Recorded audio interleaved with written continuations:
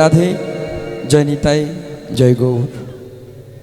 কীর্তন আরম্ভের প্রারম্ভে আমি সর্বপ্রথম জানাই আমার ইহজগতের আরাধ্য দেবতা আমার মাতা ও আমার স্বর্গীয় পিতার শ্রীচরণে শত সহস্র কোটি দণ্ডবৎ প্রণাম। তৎপরে জানাই আমার দীক্ষাগুরু আমার শিক্ষাগুরু তথা আমার এই কীর্তন জগতের সমস্ত গুরুদেবের চরণে শত সহস্র কোটি দণ্ডবৎ প্রণাম। সর্বোপরি উপস্থিত সকল সাধুগুরু বৈষ্ণব তথা আমার আদ্যা শক্তি স্বরূপিণী মায়েদের চরণে এই কীর্তন জগতের সর্বোত্তম কনিষ্ঠ শিল্পী অধম সুব্রত এবং তার ক্ষুদ্র সম্প্রদায়ের তরফ থেকে আপনাদের সবাই রাতুল শ্রীচরণে শত সহস্র কোটি দণ্ডবৎ প্রণাম। তবে গোমা একটা কথা, হরি কথা কৃষ্ণ কথা বলতে গেলে যে জ্ঞান কিংবা ভক্তির প্রয়োজন হয় আমার মধ্যে এতটুকু নাই। তথাপি পিতামাতার আশীর্বাদ গুরু কৃপা আপনাদের মধ্যে ভক্তের চরণধূলি মস্তকে নিয়ে আমি চেষ্টা করব যৎকিঞ্চিত হরিকথা কৃষ্ণ কথা আপনাদের সম্মুখে বর্ণনা করার। আর এই অজ্ঞানতার ফলে কৃষ্ণ কথা বর্ণনা করতে গিয়ে যদি কোথাও কোনো ভুল ত্রুটি আমার হয়ে যায় নিজ নিজ সন্তান জ্ঞানে আপনারা আমায় ক্ষমা করবেন।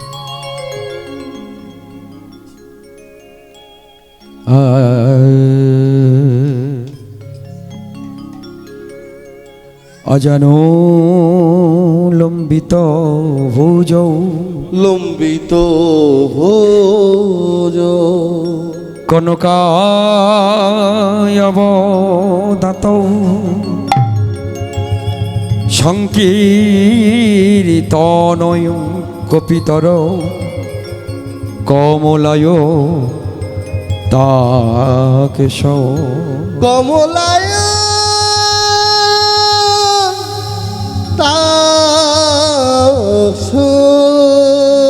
বিশ্বম্ভর দ্বিজৌ যুগ ধর্ম পাল যুগ ধর্ম বন্দে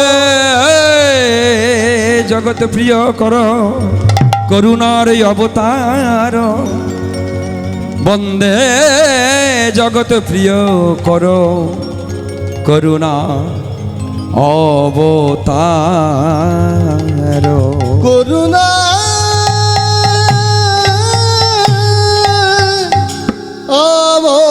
অবতার ভগবান শ্রী গৌর সুন্দর।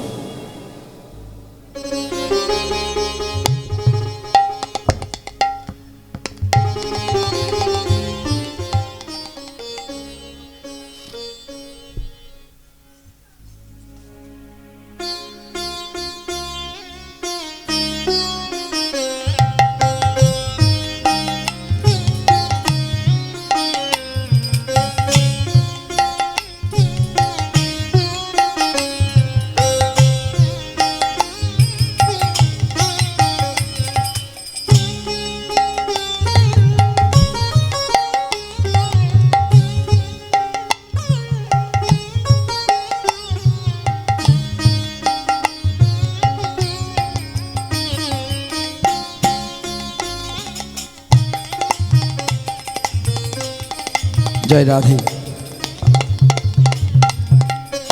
ভগবান শ্রী গৌর সুন্দর আজ থেকে প্রায় 550 বছর পূর্বে সময়টা ছিল 1407 শতক 1485 খ্রিস্টাব্দ শনিবার ফাল্গুনী পূর্ণিমা তিথি। এই বিশেষ একটা দিনে বিশেষ মুহূর্তে সেই গোলকের সিংহাসন শূন্য করে এই মাটির পৃথিবীতে মাটির একটা ঘরে শচীগর্ভ সিন্ধু মাঝে ভগবান আমার আবির্ভূত হলেন। যারা আমরা জীবাত্মা স্বরূপ আমরা যখন মায়ের গর্ভে আসি পৃথিবীতে যখন আসি আমাদেরকে বলা হয় জন্মগ্রহণ। কিন্তু ভগবান যতবার এই ধরাধামে এসছেন, ভগবানের আশা কিংবা যাওয়া, দেহ যখন নিয়ে এসেছেন তাকে যেতে হবে, এটা বিধিবদ্ধ। তাই আসা যাওয়া তো আছে, কিন্তু ভগবানের কোনো জন্ম কিংবা মৃত্যু নেই। তাই যারা আমরা বলি যে গৌরচাঁদের জন্মদিন, এটা কেউ বলবেন না, কারণ গোবিন্দের না আছে জন্ম, না আছে মৃত্যু। তিনি আমাদের মতো এই কলিহত জীবকে, সনাতন ধর্মটাকে রক্ষা করিবার জন্যে বারে বারে তিনি আসেন। তবে তার যাওয়া আসা আর আমাদের যাওয়া আসা দুটো কিন্তু এক নয়, কারণ আমাদের যাওয়া আসাটা সম্পূর্ণ তার উপর নির্ভর করে। তিনি কখন আমাদের পাঠাবেন, কখন আমি চলে যাব, সেটা সম্পূর্ণ তার উপরে নির্ভর করে। তাই এটা আমাদের জন্ম মৃত্যু যাওয়া আসা, আর তার আসা যাওয়াটা আমাদের উপরে নির্ভর করে না, সেটাও তার উপরেই নির্ভর করেন যে তিনি কখন আসবেন, আবার তিনি কখন যাবেন। সেই জন্য এটা জন্ম মৃত্যু আমরা বলবো না, আমরা কি বলবো সবাই? ভগবানের আবির্ভাব তিথি। নিতাই গৌরকৃষ্ণ প্রেমানন্দে। তাই তিনি আবির্ভূত হয়েছেন কোথায়? ওই নবদ্বীপ ধাম। সময়টা বড় মধুর। তিনি যে এলেন সময়টা বড় মধুর, কিন্তু তিনি যে সময়ে এলেন সময়টা কিন্তু মধুর ছিল না।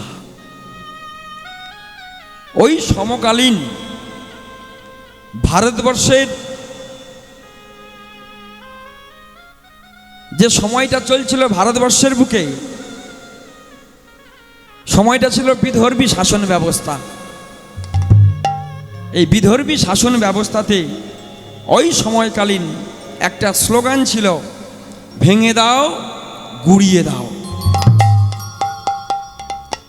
সনাতনী মানে হিন্দু নিধন যজ্ঞ একটা চলছিল ওই সময়। সেই সময় একজন প্রতিনিয়ত তাকে স্মরণ করেছিলেন, তাকে ডেকেছিলেন। তিনি কে? পরম বৈষ্ণব, বৈষ্ণব চূড়ামণি অদ্বৈত আচার্য। এই অদ্বৈত আচার্য ইনি কে? ইনি হলেন দেবাদিদেব শঙ্কর। যেমন দেখবেন মায়েরা, কোনো একটা অনুষ্ঠান শুরু হওয়ার আগে, এই আপনারা যারা আসবেন বা আমরা এই বাসরে আসব, আমাদের আসার আগে আমার এই কমিটির দাদা ভাইয়েরা, এই গ্রামবাসী বৃন্দ যারা এত সুন্দর একটা মহতী হরিসভা, আপনাদের আশীর্বাদে বহু জেলায় ঘুরে বেড়াই। এই এত সুন্দর করে সাজানো হরিসভা, এত পরিশ্রম করে সাজানো এই হরিসভা, এত শ্রম, এত ভালোবাসা দিয়ে হরিসভা নির্মাণ করা, এমন হরিসভা আমাদের চোখে খুবই কম পড়ে। আমার তো মনে হয় আমার দক্ষিণ 24 পরগনায় এমন হরিসভা লাস্ট কবে দেখেছি বলে আমার মনে হয় না। তাই যারা দূর দূরান্ত থেকে যারা এসেছেন হরিকথা কৃষ্ণ কথা শোনার জন্য, প্রত্যেকের চরণ ধরে বলবো, এই গ্রামবাসীদের এই অক্লান্ত পরিশ্রমের জন্য, আমার দাদা ভাইদের জন্য সবাই মিলে একবার নিতাই গৌরী কৃষ্ণ প্রেমানন্দে হরি বল। প্রাণ ভরে আশীর্বাদ করুন, দুহাত ভরে আশীর্বাদ করুন, যাতে করে জন্ম জন্মান্তর যতদিন পৃথিবী থাকবে ততদিন যেন এই হরিসভা আরও বড় থেকে আরও বড় হতে পারে। সবাই মিলে কৃষ্ণ প্রেমানন্দে হরি বল। তাহলে কি হলো? এই আমরা আসার আগে আমার দাদা ভাইরা কি করেছেন? হরিসভা নির্মাণ করেছেন, আপনাদের বসার আসন তৈরি করেছেন, এই আলোকসজ্জা, এই যে সাজানো, মানে পরিবেশ তৈরি করা, এই যে বিষয়টা, এক কথায় যে পরিবেশ তৈরি করে দিয়েছেন আমাদের। এই পরিবেশ তৈরি করার তরে যিনি এসেছিলেন তিনি হলেন অদ্বৈত আচার্য মহাপ্রভু। অদ্বৈত আচার্য উনি আমার গৌরচাঁদ আসার আগে এসেছিলেন। কেন? পরিবেশটা তৈরি করার লাগি। সেই অদ্বৈত আচার্য যখন দেখলেন সারা ভারতবর্ষ বিধর্মী গ্রাস করতে চলেছে। সনাতনীদের উপরে অকথ্য অত্যাচার, ভেঙে দাও, গুড়িয়ে দাও রব উঠেছে। আর সহ্য করতে না পেরে তিনি প্রতিদিন আমার আমার কৃষ্ণ ভগবান, আমার গোবিন্দের কাছে তিনি অবিরত ক্রন্দন করতেন। আজ সুরদিনী গঙ্গাতে গিয়ে দাঁড়িয়েছে। ওগো দয়াময়,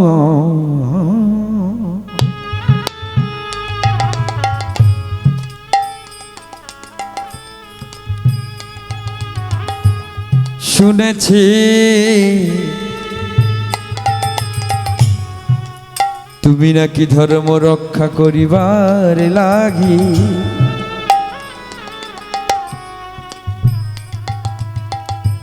বারে বারে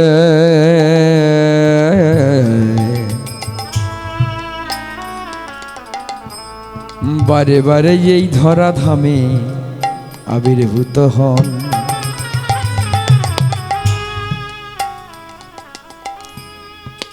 আমি আমার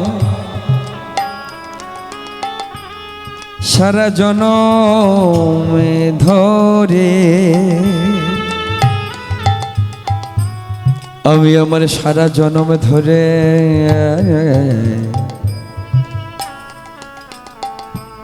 তোমার আশার অপেক্ষাতে বসে আছি।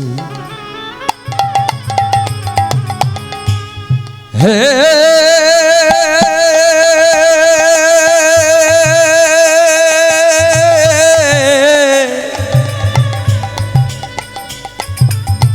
হে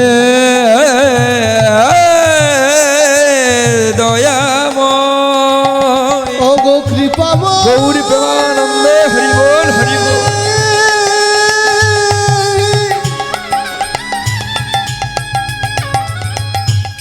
ওগো দয়াময়,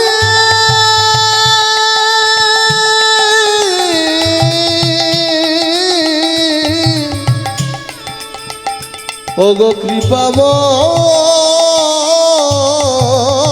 তুমি একবার কৃপা করে এসো হে দয়াল, চারিদিকে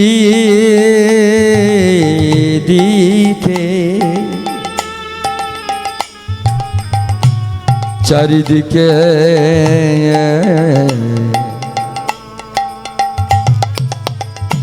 তোমার সন্তানদের উপরে অকথ্য অত্যাচার।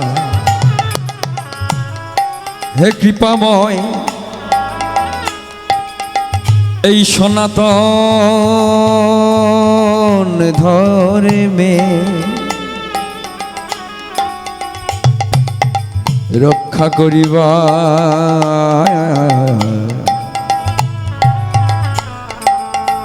রক্ষা করিবার তরে তুমি এসো। হে প্রভু, তুমি তো যুগে যুগে আসো। যতবার এই পৃথিবী অধর্মে পরিপূর্ণ হয়ে যায়, সেই ধর্ম রক্ষা করিবার তরে তুমি তো আসো। পরিত্রাণায় সাধুনাম বিনাশায় চ দুষ্কৃতম। তুমি তো দুষ্টের দমন সৃষ্টের পালন করিবার তরে যুগে যুগে এসেছ। আমি কি থাকতে থাকতে তোমার এই কলিযুগের অবতার একবার দর্শন করে যেতে পারবো না প্রভু? সারাটা জনম যে তোমার চরণ ছাড়া আর কিছু চিনলাম না, জানলাম না। আবার যে সময় হয়েছে, আমি জানি তুমি আসবে।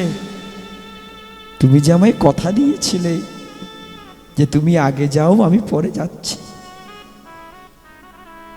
আমি থাকতে থাকতে তুমি আসবে না, একবার দেখে যেতে পাবো না? আজ অদ্বৈত আচার্য একটা তুলসী পত্র হস্তে করে নিয়েছে। প্রতিদিন উনি প্রতিদিন মনের কান্না কাঁদে, নদীতে অবগাহন করে সেই তুলসী পত্র নদীতে ভাসিয়ে দেয়। এরা শুধুমাত্র তুলসী পত্র নয়, এটা আমার গোবিন্দকে লেখা চিঠি, যাতে করে আবার গোবিন্দ এই চিঠিখানা পেয়ে তিনি যেন আসেন। আজ পত্রখানা হস্তে ধরেছে। হে নাথ, হে মাধব, আজ আমি তোমাকে আমার শেষ চিঠিখানা লিখলাম। এই চিঠি যদি তুমি না পাও, জানবো আমি থাকতে থাকতে বুঝি তুমি আর আসবে না। তাই তোমার চরণে যদি কোনো অপরাধ করে থাকি, তুমি আমায় ক্ষমা করে দিও। হে নাথ, আজ আমার এই শেষ চিঠি তোমাকে দিলাম। নয়ন জলে তুলসী পত্রের উপরে ওই নয়নের জল ফেলে নয়ন জলে চিঠি লিখলেন।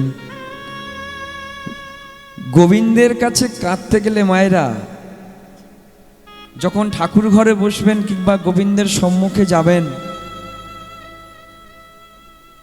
মনে রাখবেন, মাথায় রাখবেন, তার সম্মুখে গিয়ে কিছু বলার প্রয়োজন নেই। কারণ আমাদের মনের কথা অনেকে আমরা নিজেরাই জানতে পারি না, বুঝতে পারি না, কিন্তু তার কাছে অজানা কিছু নেই। তার কাছে কিছু বলার প্রয়োজন নেই। যেটা করার দরকার সেটা এক মনে এক ধ্যানে তার চরণে নিজেকে একবার সঁপে দিন। হে মাধব, নিজেকে তোমার চরণে সঁপে দিলাম, তুমি যেটা ভালো মনে করো তুমি সেটাই করো। কিন্তু এই আত্মসমর্পণ যেটা সেদিন অদ্বৈত আচার্য করেছিলেন, সেটা তো আমরা পারি না। কারণ আমাদের যে মন একত্রিত নয়। কীর্তন বাসরে বসেও আমাদের মন চঞ্চল থাকে, ঠাকুর ঘরে বসেও আমাদের মন চঞ্চল থাকে। কারণ যেমন 10টা দিক, এই 10টা দিকে আমাদের মন অনবরত ছুটে চলেছে। গোবিন্দকে পেতে গেলে ইন্দ্রজিৎ হতে হবে। ইন্দ্রিয়কে যে জয় করতে পেরেছে, নিজের মনকে যে বশীভূত করতে পেরেছে, নিজেকে যে কন্ট্রোল করতে পেরেছে, গোবিন্দ পাওয়াটা তার কাছে খুব সোজা হয়ে গেছে। কিন্তু হায় হায় রে, এই জন্মে আমাদের বুঝি আর হলো না। আমাদের মধ্যে যে বাসা বেঁধেছে পাপ, অহংকার, লোভ, লালসা, সেই লোভ, লালসা, অহংকারে বশীভূত হয়ে আমাদের আর গুরু জ্ঞান নেই, পিতামাতা জ্ঞান নেই, বৈষ্ণব গোসাই জ্ঞান নেই, গোবিন্দ জ্ঞান তো নেই। সব কিছু ভুলে আমরাও সেই অন্ধকারে পা বাড়িয়েছি। তাই সেদিন সেই চিঠি নয়ন জল ফেলে সেই তুলসী পত্রখানা নিয়ে গোবিন্দ চরণে সমর্পণ করে দিলেন সুরদিনী গঙ্গায়। আর যেই কিনা ওই সুরদিনী গঙ্গায় পাতাটা ফেলে দিয়েছে, চমকে উঠেছে অদ্বৈত আচার্য। একই দেখছি আমি। মায়েরা, নদীর ঢেউ যেদিকে যায়, স্রোত যেদিকে যায়, কোনো কিছু যদি সেই স্রোতে পড়ে, তাহলে সেই খড়কুটোটা কোন দিকে ভাসতে ভাসতে যাবে? যেদিকে স্রোত চলেছে। সেদিন অদ্বৈত আচার্য দেখলেন নদীর স্রোত চলেছে যেদিকে, সেই পাতা চলেছে তার বিপরীত দিকে। নিতাই গৌরী কৃষ্ণ প্রেমানন্দে হরি বল, হরি বল। যেই দেখেছে পাতা বিপরীত দিকে চলেছে, উজান টানে, সুজন টানে নয়, উজান টানে যেই পাতা চলেছে, অদ্বৈত আচার্য আমার কেঁপে উঠেছে। এই তো তিনি সাড়া দিয়েছেন। ওগো নদিয়া নবদ্বীপবাসী, তোমরা আর চুপ করে ঘরের মধ্যে বসে থেকো না, আর ভয়ে জড়সড় হয়ে থেকো না। কেন? তিনি আসছেন। নিতাই গৌরী কৃষ্ণ প্রেমানন্দে হরি বল। কিন্তু আমাকে জানতে হবে, দেখতে হবে এই পাতাটা যায় কোথায়। এই পাতা চলেছে, আর পাতার পিছনে পিছনে অদ্বৈত আচার্য ছুটতে ছুটতে চলেছে। দেখি পাতাটা কোথায় যায় আমাকে দেখতে হবে। ওমা ছুটতে ছুটতে গিয়ে দেখলেন কি জানেন, আমার শচী দেবী আবক্ষ জলে নেমে অবগাহন করছেন। অদ্বৈত মহাপ্রভু দেখলেন যে সেই পাতা মায়ের চারিদিকে 3 বার প্রদক্ষিণ করে মায়ের নাভি মূলে মিলিয়ে গেল। ওই তো আমি বুঝে গেছি, হে প্রভু তুমি যে কোথায় আবির্ভূত হবেন তার সংকেত আমি পেয়ে গিয়েছি। হ্যাঁ মারে, ও মা তুই যে বড় ভাগ্যবতী রে, তোকে আশীর্বাদ করি যথা সম্ভব তাড়াতাড়ি আমার ভগবানকে নিয়ে আয়। কিন্তু ঘটনা কি ঘটলো মায়েরা, কলিযুগে বর্তমান দিনে দাঁড়িয়ে ভগবানের ছড়াছড়ি, এ বলে আমি ভগবান, ও বলে আমি ভগবান, সে বলে আমি ভগবান। এখন ভগবানের আবার মোটর বাইক চড়ে ঘরে, তিনি নিজেকে ভগবান দাবি করেন। অদ্বৈত আচার্য মনে মনে চিন্তা করলেন, তিনি যে আসবেন, তা তিনি যে আসবেন, যিনি আসবেন তিনি যে ভগবান, এটা আমি বুঝবো কেমন করে? কারণ ভগবান তো জাতা বিষয় নয়। এই মা শচী দেবী গৌরচাঁদ আসার পূর্বে আটখানা কন্যা সন্তান জন্ম দিয়েছিলেন। প্রতিবারে অদ্বৈত আচার্য মনে মনে ভেবেছিলেন এই বুঝি এলেন, তিনি কি রূপে আসবেন সেটা তো কেউ জানে না, কিন্তু ওখানে আসবে এটা উনি জানেন, এই বুঝি এলেন। অদ্বৈত আচার্য যতবার মা আমার প্রসব করেছেন, ওই সন্তান কোলে করে নিয়ে বসে আছেন, অদ্বৈত আচার্য এসে চেক করে দেখছেন, পরীক্ষা করে যে ইনি ভগবান কিনা। ভগবানকে পরীক্ষা করছেন যে ইনি ভগবান কিনা। কিভাবে? ওই মা আমার কোলে নিয়ে বসে আছেন, আর অদ্বৈত মহাপ্রভু এসে কি করেছেন জানেন মায়েরা? ওই যেদিকে সন্তানের পা আছে, পা দুখানা যেদিকে আছে, ওই দিকে অদ্বৈত আচার্য কি করেছেন? সাষ্টাঙ্গে প্রণাম করেছেন। আর যেই কিনা প্রণাম করা, উনি তো আর যে সে নন, স্বয়ং সদাশিব ত্রিদেবের একজন, ওনার প্রণামে সহ্য করার ক্ষমতা থাকতে হবে। তো যেই কিনা অদ্বৈত আচার্য যেই প্রণাম করেছে, ওই সন্তান মায়ের কোলে ছটপট ছটপট ছটপট করতে করতে, একটা নয় দুটো নয়, আটখানা সন্তান, কন্যা সন্তান মা আমার হারালেন। সমবেত শুধু ভক্তমণ্ডলী মায়েরা, একবার বিচার করুন, তিনি এমনি এমনি ভগবানকে গর্ভে ধারণ করেননি। তার ক্ষমতা কতটুকু ছিল, আত্মবিশ্বাস, এই ধর্মের প্রতি আত্মবলিদান, সনাতন ধর্ম রক্ষার জন্য নিজের গর্ভের আটখানা সন্তান তিনি বলিদান করে দিলেন। তবুও তিনি চেয়েছিলেন ধর্ম রক্ষার্থে তিনি আসুন। যখন আটখানা বাচ্চা যখন চলে গেল একে একে, নবম গর্ভে আমার বিশ্বরূপ, এই বিশ্বরূপটাকে যিনি ত্রেতা যুগে লক্ষণ, দাপর যুগে যিনি বলাই দাদা রূপ নিয়েছিলেন, তার এক অংশ। অনেকে বলে থাকেন এই সদাশিবেরই অংশ, দ্বিমত পোষণ আছে। যাই হোক, সেই এক অংশে তিনি বিশ্বরূপ এলেন পৃথিবী ধরাধামে, এই পৃথিবীতে। আর এদিকে সদাশিব, উনি ওই পরীক্ষা করে দেখবেন যে উনি ভগবান কিনা।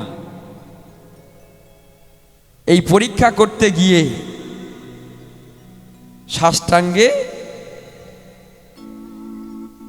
আর যেই কিনা সাষ্টাঙ্গে প্রণাম করেছেন,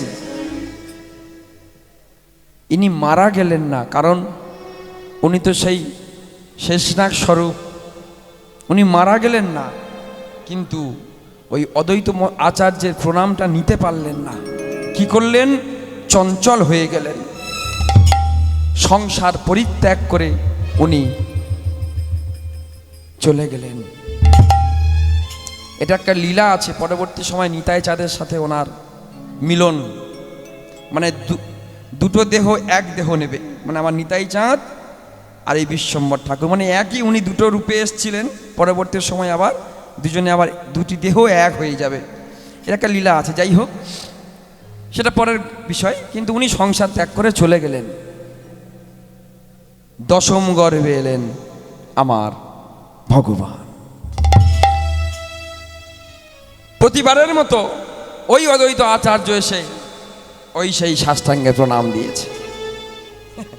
মায়েরা, যতবার এসে প্রণাম দিয়েছে, কেউ মারা গেছে, কেউ চলে গেছে, আর আজ যখন এসে অদ্বৈত আচার্য এসে দাঁড়িয়েছে, আর সচিমা থাকতে পারলেন না। মা তো নটা সন্তান হারিয়েছে, সচিমা আমার করজোড়ে দাঁড়িয়েছে।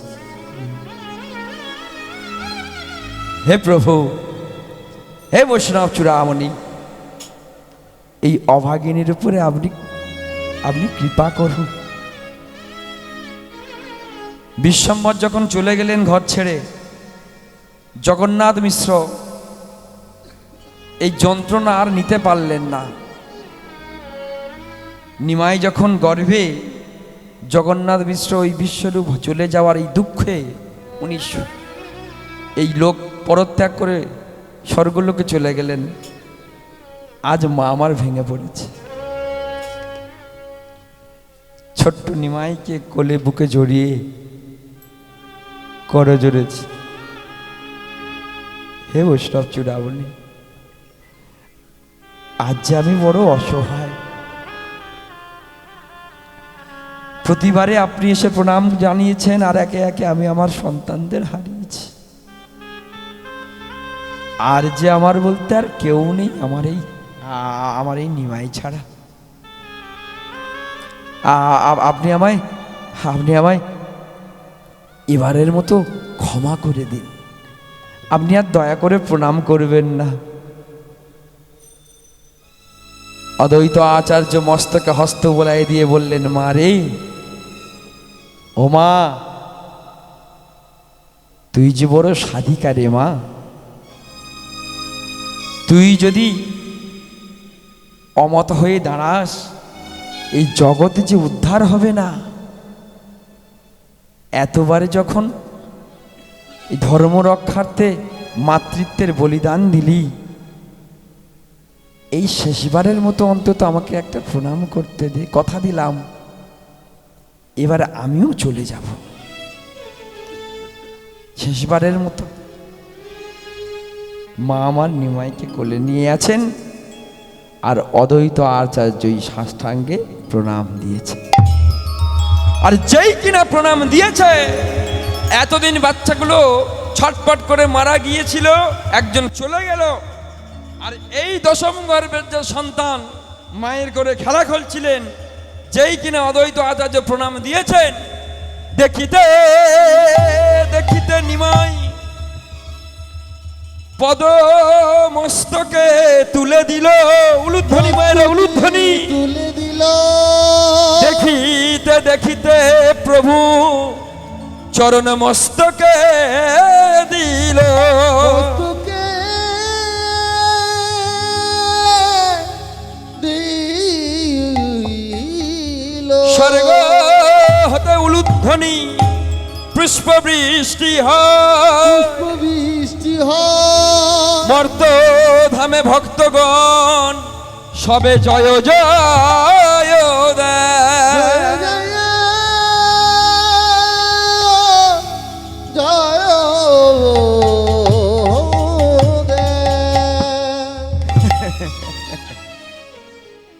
মায়েরা, যেই কিনা প্রণাম করেছে, ভগবান আমার মনে মনে হেসে বললেন, অদ্বৈত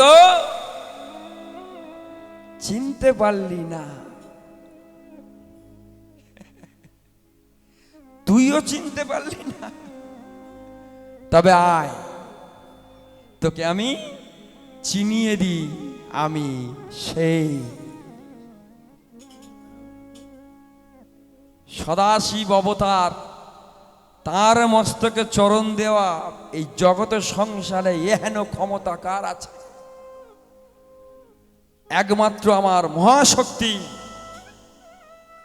মহাশক্তি করালো বদনী কালিকা রূপে যেদিন পাগলিনী হয়েছিলেন, সেদিন ওই পাগলিকে ঠান্ডা করিবার তরে শঙ্কর আমার কেন না, যখন গায়ে পা দেবে স্বামী স্ত্রী, স্বামীর যদি অঙ্গে পা লাগে, মায়েরা আপনারা কি করেন? প্রণাম করেন? এসব আগেকার দিনের কথা। এখন সকালবেলা গিয়ে এই যে এই পল্টু ওঠ, এই কি দিন পাল্টাচ্ছে না? না আপনারা ভালো, আমাদের ওইদিকে এইসব স্টাইল উঠেছে। হাতে চা আছে তো, এবার যদি শাশুড়ি বলে হ্যাঁ গো বৌমা, তুমি আমার ছেলের গায়ে পা দিয়ে ডাকছো, ন্যাকা, আমার যে হাতে চা কি দিয়ে ডাকবো? এই পল্টু এই ওঠ, এই। তো যাই হোক, তৎকালীন সময় এমন ছিল না। যেই কিনা ওই শঙ্করের বুকে চরণখানা পড়েছে, মা আমার ঠান্ডা।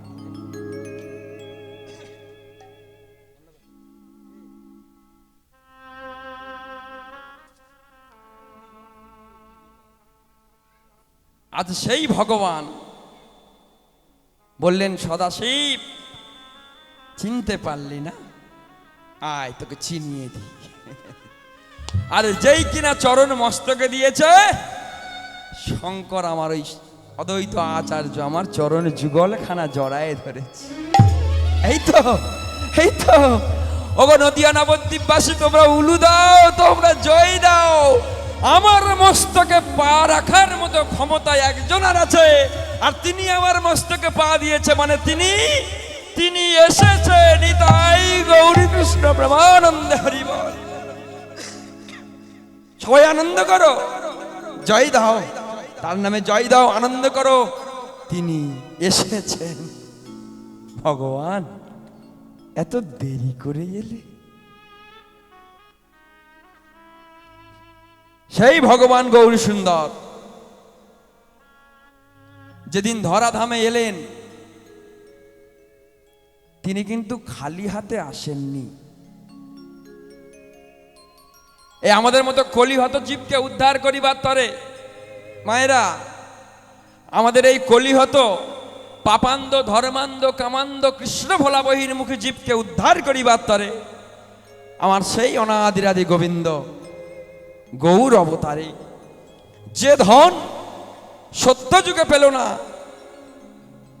মুনি ঋষিরা ধ্যান করে ধ্যানে পেল না, যোগে পেল না, যে ধন ত্রেতা যুগে রাজারা বড় বড় যজ্ঞানুষ্ঠান করে পেল না, যে ধন দাপর যুগে পূজা অর্চনা করে পাওয়া গেল না, সেই ধন আমার গৌর সুন্দর এই আমাদের মতো অধম কলি হতজীবকে উদ্ধার করিবার তরে খুব শর্ট রাস্তা। কারণ ধ্যান তপস্যা করতে গেলে লক্ষ লক্ষ বছর প্রয়োজন, অত পরমায়ু আমাদের নেই। যজ্ঞানুষ্ঠান করতে গেলে যে বিষয়গুলো খুব সজাগ থাকতে হবে, সেই বিষয়গুলো সম্পর্কে আমাদের অভিজ্ঞতা নেই। এই যজ্ঞের বিধি বা বিধান যারা পুরোহিত মশাই যদি কেউ এখানে থেকে থাকেন, উনি নিশ্চয়ই জানবেন। সেখানে পরিষ্কার উল্লেখিত করা আছে, যেখানে হোমকুণ্ড জ্বালা হয়, মায়েরা বাড়িতে যজ্ঞ হন, যজ্ঞ করেন করেন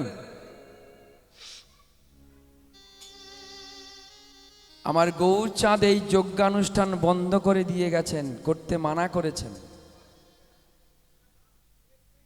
কেন? বিধি নিয়মে বলা হলো, যেখানে হোমকুণ্ড মানে যেখানে ওই কুণ্ডটা জ্বালানো হয়, ওই যে মাটি, ওই মাটির 7 হাত নিচে যদি কোনো হাড় থাকে, সেটা যে কোনো পশু পাখি মানুষ যাই হোক, যদি একটা হাড় থাকে ওই হোমকুণ্ডের 7 হাত নিচে পর্যন্ত, ওই যজ্ঞ করলে আপনার গৃহের মঙ্গল দূরে থাক, ধ্বংস হয়ে যাবেন, কেউ ঠেকাতে পারবে না। তাহলে আগেকার দিনে হতো কেন, কিভাবে হতো? তখনকার দিনের মুনি ঋষিদের জ্ঞান ছিল, সেই ব্রহ্মণত্ব ছিল, মাটিতে হাত রেখে তারা বলে দিতে পারত এর নিচে হাড় আছে কি নেই। আর একটা বিষয়, সব কিছু অরিজিনাল লাগতো, ঘি থেকে শুরু করে চন্দন কাঠ। শুধু তা নয়, এই হোমকুণ্ডের যে অগ্নি যেটা জ্বলে, এটা কোনো দেশলাই কাঠি দিয়ে নয়, কিংবা পাথরে পাথরে ঘষে নয়। তখনকার দিনের যারা ব্রাহ্মণ মুনি ঋষি যোগী যারা ছিলেন, বেদ মন্ত্র উচ্চারণে হোমকুণ্ডের অগ্নি প্রজ্বলিত করতেন, যেটা আর কলিতে সম্ভব নয়। কারণ কলিতে আর ব্রাহ্মণ খুঁজে পেলেন না গৌরচাঁদ। নিজে ব্রাহ্মণ ঘরের সন্তান হয়ে ব্রাহ্মণ্যবাদের বিরুদ্ধে রুখে দাঁড়িয়েছিলেন। কারণ ব্রাহ্মণ বলতে যেটা বোঝায়, সেটার অপব্যবহার করে আমাদের সনাতন ধর্মটাকে খণ্ড খণ্ড করে দিয়েছিলেন এনারাই। আজকে যার জন্য ভুগছি আমরা। এই হাতের 5টা আঙুল দেখেছেন মায়েরা? এই একটা আঙুল যদি দিয়ে কাউকে একটা মারা যায়, ঠোকর দেওয়া যায়, তার বেশি লাগবে নাকি 5টা আঙুল এক করে একটা ঘুষি দিলে বেশি লাগবে? কোনটা? একটা আঙুলের জোর বেশি না এই 5টা আঙুলে একসঙ্গে জোরটা বেশি? হ্যাঁ, তাই না? এই দেখুন, এই হাঁড়ি, মুচি, ডোম, কাওড়া, তিওর, একটা একটা এই ভাঙতে ভাঙতে কত যে আঙুল সৃষ্টি করে দিল আমাদের এই সনাতনীদের। আর আমরা একে অপরের বিরুদ্ধে লড়াই করতে লাগলাম। তুমি ছোট জাত, তোমার থেকে আমি একটু বড় জাত, আবার আমার থেকে বড় আছে, আমি তোমার ছায়া ডিঙ্গবো না, সে আমার ছায়া ডিঙ্গবে না। গৌরচাঁদ এসে দেখলেন এটা কি হলো? ভগবান মানুষ সৃষ্টি করেছেন, ভগবান জাত সৃষ্টি করেননি।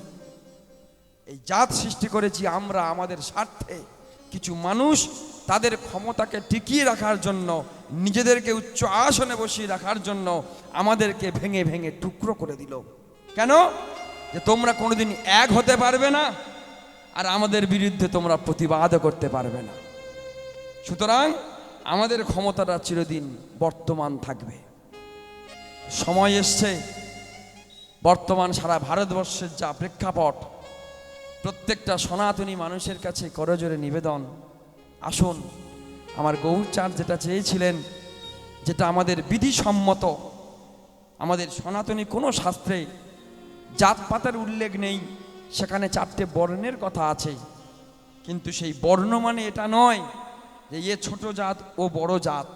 4টে বর্ণ: ব্রাহ্মণ, ক্ষত্রিয়, বৈশ্য, শূদ্র।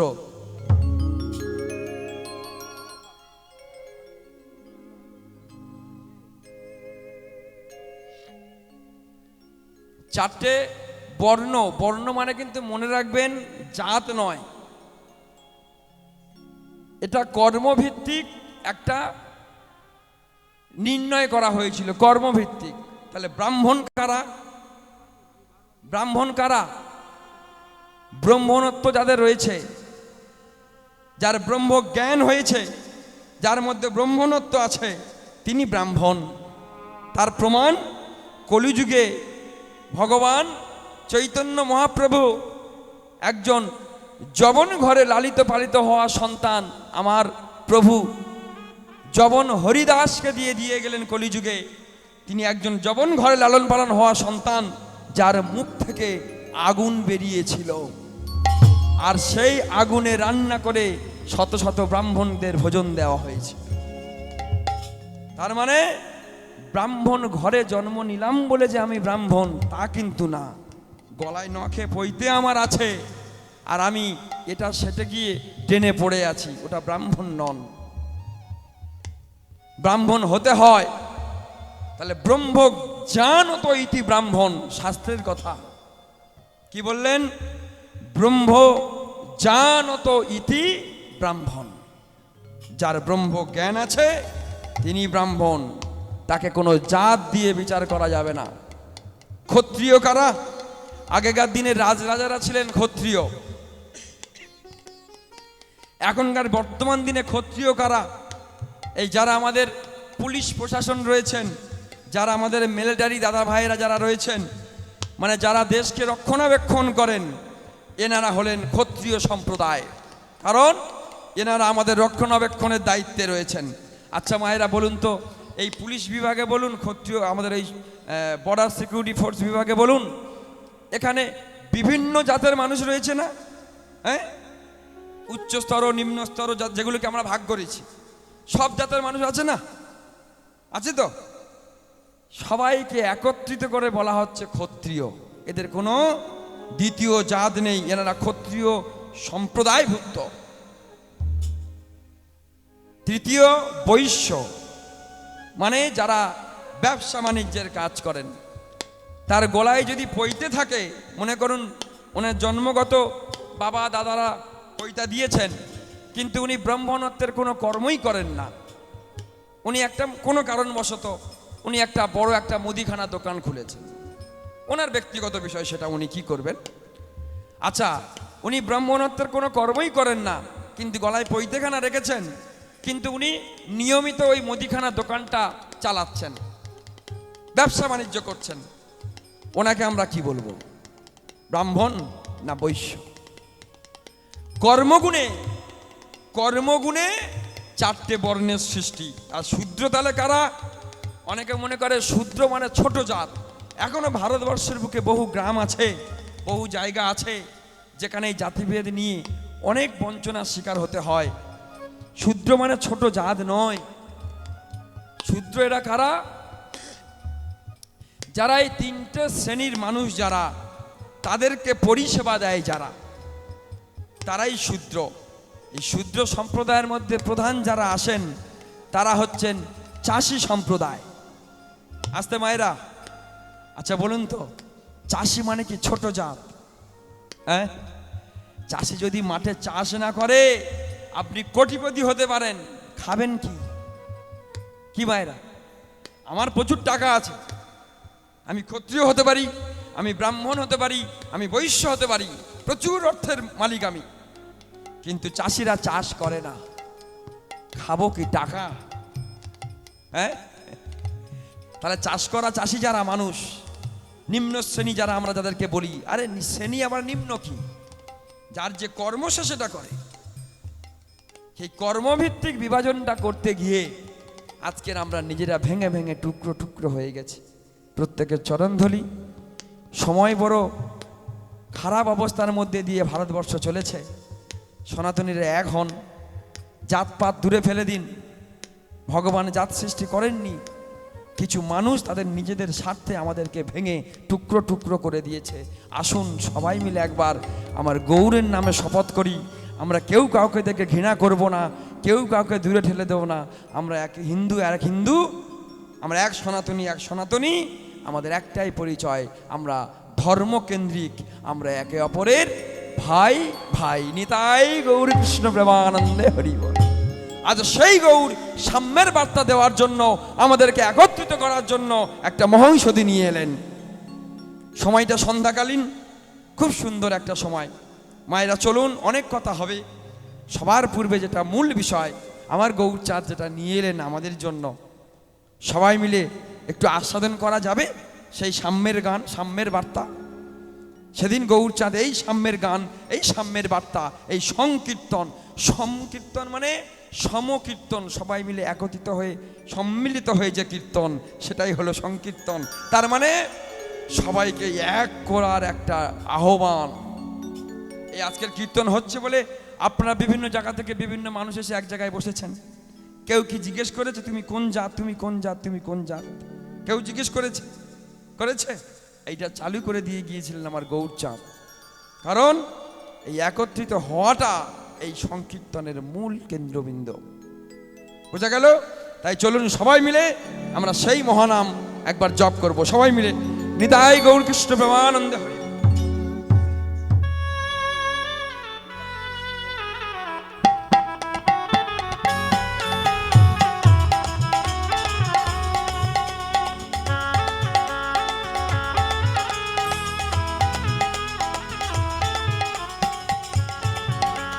বেশ,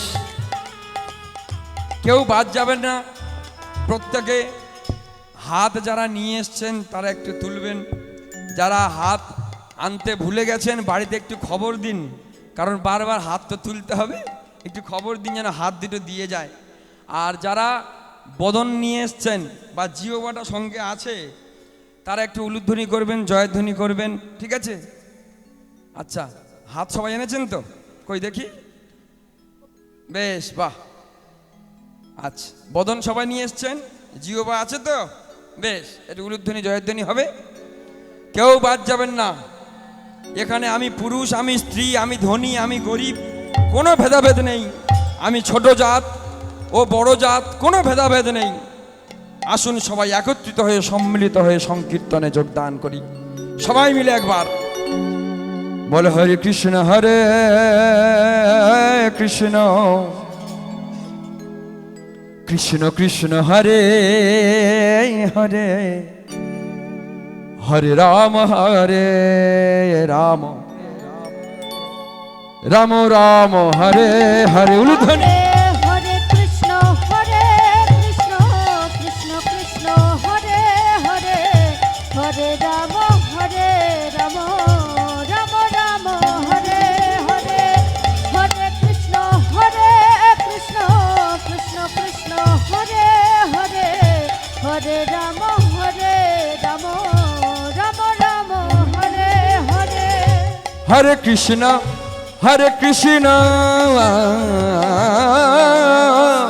উলুধ্বনি উলুধ্বনি।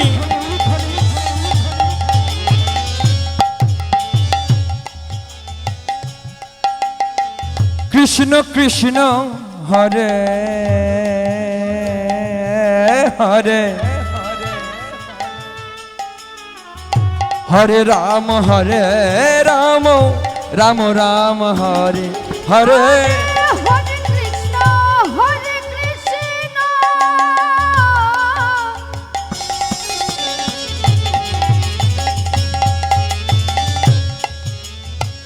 কৃষ্ণ কৃষ্ণ হরে হরে, হরে রাম রাম হরে হরে। হরে কৃষ্ণ গৌরী প্রেমানন্দে হরি বল হরি বল হরি বল। হরে রাম রাম হরে হরে, হরে কৃষ্ণ কৃষ্ণ কৃষ্ণ হরে হরে, হরে রাম রাম রাম হরে হরে। বেশ, সবাই বলেছেন তো? কেউ বাদ যাননি? মায়েরা কেউ বাদ যাননি? আচ্ছা, আপনাদের কি কোথাও যাওয়ার আছে? নেই তো? তাহলে আমার দাদা ভাইয়েরা এত কষ্ট করে আসন পেতেছে, আয় মা একটু চরণধুলি দে, আয় বস মা, কাছাকাছি আয়, তবে তো মা ছেলের প্রেম জমবে নাকি? প্রেমটা যদি করতে হয় তাহলে কাছাকাছি থাকতে হবে না, দূরে দূরে প্রেম হয়। আয় মা আয়, সন্তান আর মায়ের প্রেমটা জমে উঠুক। কি বেশ, সবাই বলেছেন তো? বলেছেন, কেউ বাদ যাননি? আচ্ছা,